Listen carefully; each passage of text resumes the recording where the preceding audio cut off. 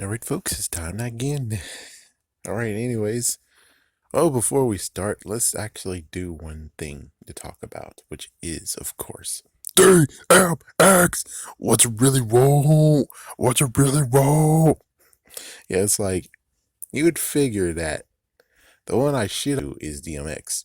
I mean, the time is right. Rest in peace, DMX. I mean, some of the songs that he did, I can't really do because I was a little kid, and to actually do the song of stop, drop, better down on the yell stop. No, no. It's like, yeah. But the one that really actually hits was, of course, Lord, give me a sign. And it's like, yeah, that one's the one that really actually hits. Many times when it's like at the lowest point, that's the song I actually go to because that one really actually speaks, and it's like, yes, please give me a sign. Just tell me what's on your mind. Take me on down. Or what about the line of, I'm a big boy now, but I'm still not grown. And it's like, yeah, that's always one line that's like, yep, that is so true. So instead of actually doing him, we are actually going to do this group called Today.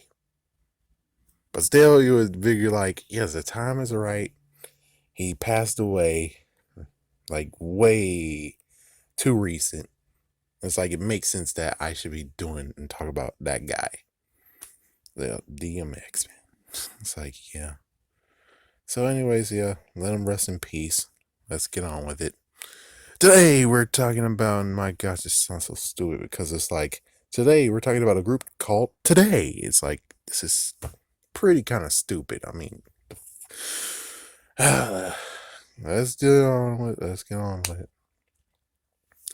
All right, today, yeah. So that group, you know, Today was an American R&B vocal group formed in 1988. The group comprised of Frederick Lee Bubba Drakeford, Larry Chief Singletary, Wesley Wes Adams, and Larry Love McCain, childhood friends from Englewood, New Jersey.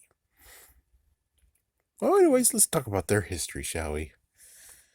The group started in 1984 as the Gents and comprised of Drakeford, McCain, William McNair, Ronald Scruggs, and Bernard Bell.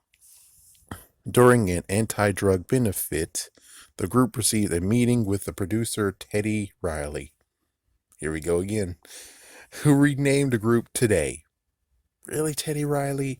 You think that's a good idea, dude? Because it's kind of hard, man. It's kind of hard, especially since there was this, the thing that happened on NBC called Today.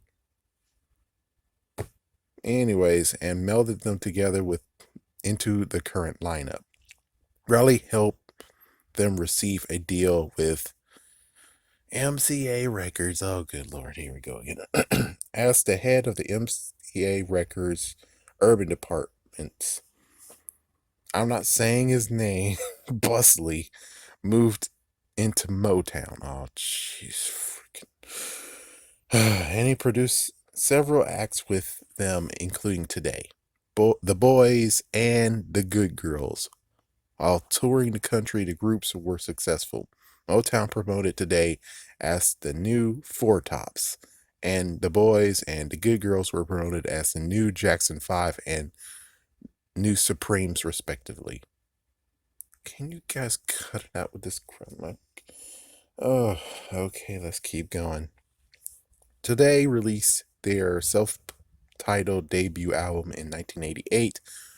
The single "Him or Me" received number 3 on the R&B charts and was followed by "Girl, I Got My Eyes on You," which received number 1.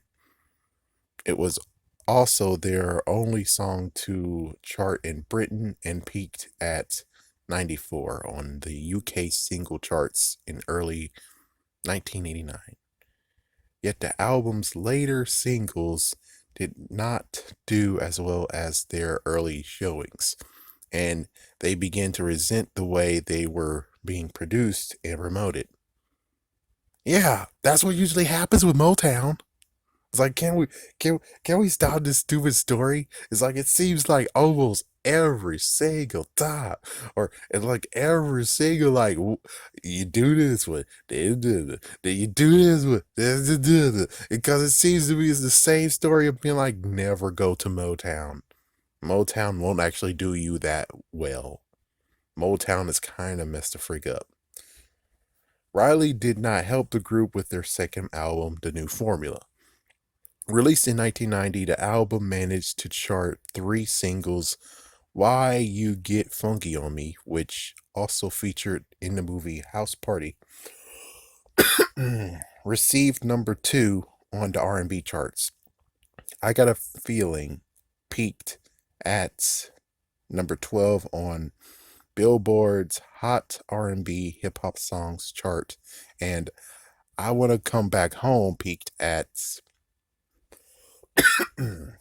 46 on the Hot R&B charts. Hot R&B Hip Hop Song chart. After the group broke up, Drakeford started a solo career as Big Bubba. Excuse me. As Singleton, Adams, and McCain wrote songs and tried unsuccessfully to get a deal as a trio. Drakeford released 3 albums as a solo artist. 1992, Coming At You, which was produced by East West. 1997, Timeless, which was produced by Keeter and Universal.